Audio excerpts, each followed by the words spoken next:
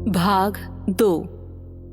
वो पहले दिन से जानती थी कि ये दिन आएगा, लेकिन इसने केशी को राजा इंद्राशीष के प्रति पत्नी के रूप में अपने कर्तव्यों को पूरा करने से नहीं रोका। हैरानी की बात यह है कि महल में कई नौकरानियां और प्रबंधक है, लेकिन एक भी महिला शाही सदस्य नहीं है। देवी केशी और देवी द्रक्षानी के अलावा द्राक्ष के शाही परिवार से कोई अन्य महिला नहीं जुड़ी है। राजा इंद्राशीष की माता को उनके जन्म के ठीक बाद देवी द्रक्षणी को बलिदान कर दिया गया था और उनके पिता कुछ साल पहले स्वर्ग में अपने निवास के लिए चले गए थे। जब भी केशी सोचती है कि क्या आने वाला है, तो उसे लगता है कि उसकी रीढ़ की हड्डी से कंपकपी छूट रही है। उसका अवचेतन मन फुसफुसाता है, क्या तुम्हारा पति तुमको मार पाएगा केशी? क्या वो तुमसे बहुत प्यार करता है? लेकिन उसका चेतन मन दोहराता है, भागो, यहां से भाग जाओ। अब तक इंद्राशीष 16 पत्नियों को राजमहल में ला चुका है।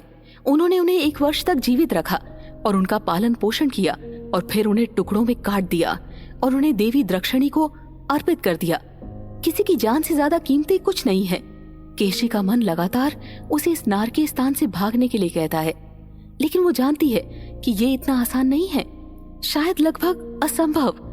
पूरे स्थान को दक्ष प्रहरी द्वारा घेर लिया जा रहा है और केशी की सुरक्षा महिला रक्षकों द्वारा की जा रही है। पवित्र हल्दी लगाने के बाद केशी को एक बड़ी तांबे की प्लेट पर स्नान कराया गया। उसके स्नान सामग्री में दूध, घी, शहद, गोमूत्र और पवित्र गंगाजल शामिल थे।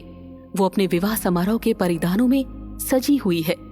देवी केशी अपने सर पर रखे दुर्लभ और कीमती पत्थरों से जड़े हुए चमकीले गहनों और शाही मुकुट के साथ बलिदान के लिए तैयार खड़ी थी। अब उसे अंतिम गंतव्य देवी द्रक्षणी के मंदिर में ले जाया जाएगा। वहां उन्हें पवित्र गंगाजल में सराबोर किया जाएगा और उनके गले में बेल के पत्तों की एक डोरी टांग दी जाएगी। उसके हाथ उसकी पीठ के पीछे अत्यधिक कठोरता के साथ बंधे होंगे। कहीं ऐसा ना हो कि वो अपने हाथों को उस दर्द के कारण फेंक दे जब उसे ब्लेड लगेगा। आकाश ने अपने आप को घोर काले अंधेरे में लपेट लिया, मानो केशी को दिखा रहा हो कि ये उसकी अंतिम रात है। मंदिर प्रांगण से पूरे महल में 101 ब्राह्मणों के जयकारे गूंजते रहते हैं। ढोल की आवाज बंद हो गई है। इसके साथ ही बलि किए गए पशुओं की सांस भी बंद हो गई है। अब इस दुनिया से हमेशा के लिए विदा होने की देवी केशी की बारी है। रानी केशी अपनी एक नौकरानी से पूछती है कि उसे उसकी मृत्यु के लिए कब ले जाया जाएगा। झुके हुए सर और आंसुओं की एक अंतहीन धारा के साथ नौकरानी जवाब देती है, कुछ ही पलों के बाद ही आपको यज्ञशाला के पास ले जाया जाएगा देवी। केशी को बहुत आश्चर्य होता है कि एकमात्र नौकरानी केशी के भयानक भाग्य पर रोने में सक्षम है, लेकिन उसके अपने पिता और भाई, क्या उन्हें गांधार की बेटी केशी के भाग्य के लिए एक चुटकी भी दर्द नहीं होता? केशी ने फिर पूछा, दासी, मेरे पिता कहाँ हैं? नौकरानी ने बताया कि उसके पिता अन्य क्षत्रियों के साथ यज्ञशाला से सटे थिएटर में मौजूद है और वहां शराब का आनंद ले रहे हैं। वो अपनी बेटी के बलिदान को देखेगा और अगली सुबह राजा इंद्राशीष से उपहार लेने के बाद तितर बितर हो जाएगा। केशी ने शोक की आह भरी। उसका दिल रोता है।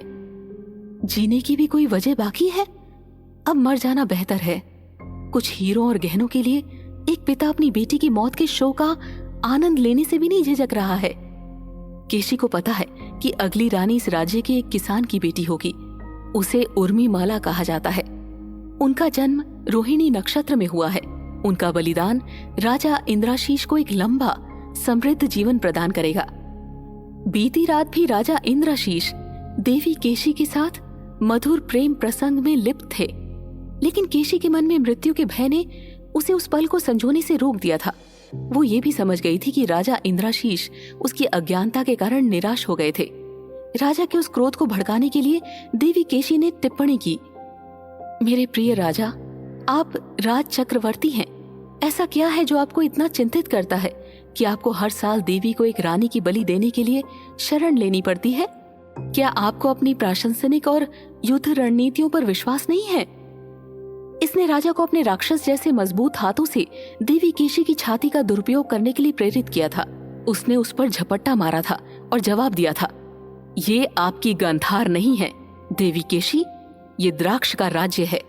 क्या आपको इस बात का कोई अंदाजा है कि इस राज्य में एक राजकुमार कैसे बड़ा होता है। एक मातृहीन राजकुमार के लिए देवी द्रक्षिणी उसकी एकमात्र मातृ सुख है। महिमा और शक्ति के बीच बढ़ती हुई इस संरक्षित और पोषित बच्चे की शिक्षा को राज्य के मुख्य पुजारी एक दंत द्वारा देखा जाता है। उल्टा मकसद बहुत महत्वपूर्ण है। ये बच्चा राज्य का भावी राजा है।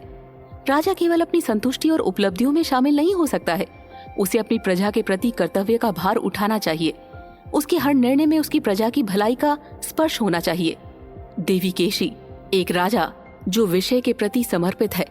वो उस तरह से पैदा नहीं हुआ है, उसे बनाया, उगाया और पोषित करना है। सृष्टि की ये प्रक्रिया मुख्य पुजारी एक दंत के हाथों से पूरी होती है। अपने भाषण को जारी रखते हुए राजा इंद्राशीष के लगातार हमले के परिणाम स्वरूप देवी केशी की छाती से खून बह रहा था। रानी की फुसफुसाहट सुनकर राजा ने धीरे से उसका माथा चूमा और कहा, तुम इतना दर्द सहन भी नहीं कर सकती देवी? तुम कल बलिदान की असहनीय पीड़ा कैसे सहोगी, जब तेज चांदी की ब्लेड आपकी गर्दन पर आपकी त्वचा को काट देगी और बलिदान के दौरान आपकी हड्डियों और मांसपेशियों के माध्यम से आपके स्वर में स्लाइड करेगी। उस अनंत दर्द को आप कैसे सहोगी? तुम्हारे शरीर के द्विभाजन के बाद भी तुम्हारा दर्द खत्म नहीं होगा। तुम्हारा शरीर उछलेगा और मुड़ेगा और भारी दर्द से संघर्ष करेगा। हालांकि मैं इसे देखने के लिए वहां मौजूद नहीं रहूंगा। मैं आपका कटा हुआ सर लेकर मंदिर के भीतरी भाग की ओर भागूंगा। मृत्यु के विवरण को सुनकर देवी केशी चौंक गई। राजा इंद्राशीष ने भी चुपचाप अंतिम क्षण देवी केशी के नश्वर शरीर का स्वाद लेने और उसे सजोने में बिताए। इंद्राशीष उसके भोग में डूब गया। ऐसे ही कई लम्हे गुजर गए। कोई शब्द नहीं बोला गया। दोनों चुप रहे। लेकिन ये केशी को ही पता था कि मौन के वो क्षण एक असहाय महिला के दुख और शोक से पूरे होते हैं। देवी केशी ने अपने दिल में कहा, मैं आपको माफ नहीं करूंगी राजा इंद्राशीष, ना ही मैं लंबे समय तक जीवित रहने वाले मुख्य पुजारी एक दंत को माफ करूंगी। मैं मानव रक्त पीने वाली देवी द्रक्षिणी को कभी माफ नहीं करूंगी। मैं अपने राज्य को कभी भी माफ नहीं कर पाऊंगी। और सब कुछ जानकर भी मुझे एक जानवर की तरह मारे जाने के लिए मैं अपने भविष्य को कभी माफ नहीं कर पाऊंगी, जिसने मुझे जीवन भर छोड़ दिया है।